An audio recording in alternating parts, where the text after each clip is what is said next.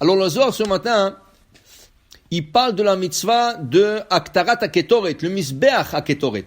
Quand on a fabriqué les ustensiles pour le Beth HaMikdash, dans Parashat Tetzavé, et Parashat Trouma d'abord.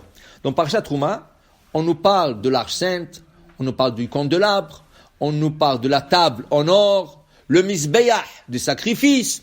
Vient Parashat Tetzavé, et on nous parle des habits de Kohen Gadol.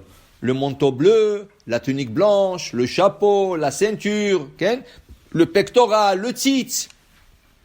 Et à la fin de la paracha, on nous parle de Misbeach HaKetoret.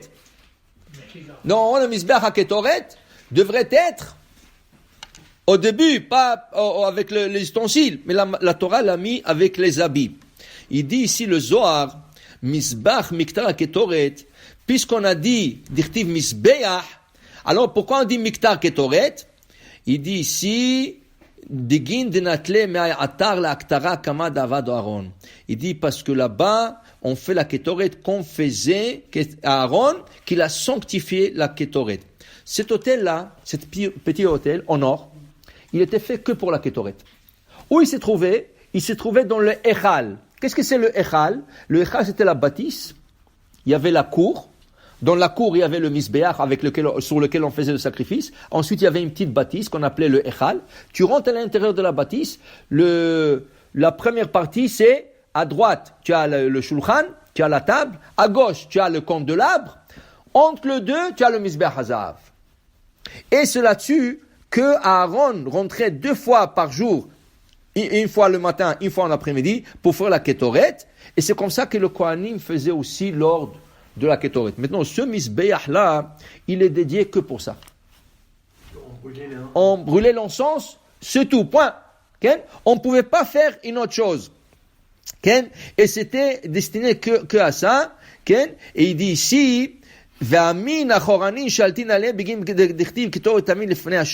il dit, personne peut faire du mal à quelqu'un qui lit la Ketoret. Alors, le Zohar, il ramène une histoire.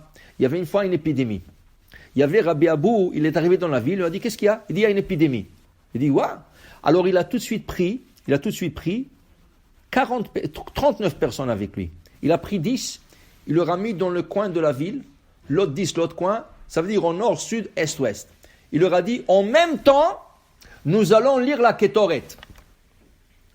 Dès qu'ils ont fini de lire la Ketoret, tous les 4 coins, la Ketoret s'est arrêtée. L'importance de la Ketoret était l'arrêt des épidémies. En Israël, il y avait aussi une histoire comme ça. Il y avait un Gezerah, le kabbaliste, il y avait Rabbi Yitzhak Kadouri. C'était un des plus grands kabbalistes de notre génération, Alav Shalom Niftar, mais c'était un des plus grands. Il a vu qu'il y avait un Gezerah, ils ont pris un hélicoptère. Hélicoptère avec des rabbins, Rav Adia Yosef, Rabbi Yitzhak Kadouri, ils ont pris Rabbi David Batzri, tout ça. Ils sont montés en hélicoptère et ils ont fait tourner autour d'Israël avec l'hélicoptère, et à chaque coin, là où par exemple ils se sont arrêtés, ils ont tourné au rang sur un coin, ils faisaient la Ketoret. Là ils allaient de l'autre côté, ils tournaient au rang, ils faisaient la Ketoret jusqu'aux 4 coins, jusqu'à ce que la Gezerah est arrivée, est annulée, et ils sont descendus. Pour dire, la Ketoret c'est bien. Alors si quelqu'un a des mauvais esprits dans une maison, quelque chose comme ça, alors qu'il fait Hanoukat Abayit. Et dans Hanoukat Abayit, il n'a pas besoin de prendre 10, 40 personnes. Il prend 4 personnes, ça veut dire avec lui 4 personnes, chacun dans le coin de la maison le plus éloigné, et chacun en même temps, ils vont lire la Ketoret, et ceci enlève toutes les mauvaises choses de la maison, mauvais esprits, mauvaises vibrations, mauvaises énergies, tout ça. La Ketoret, elle a ce pouvoir.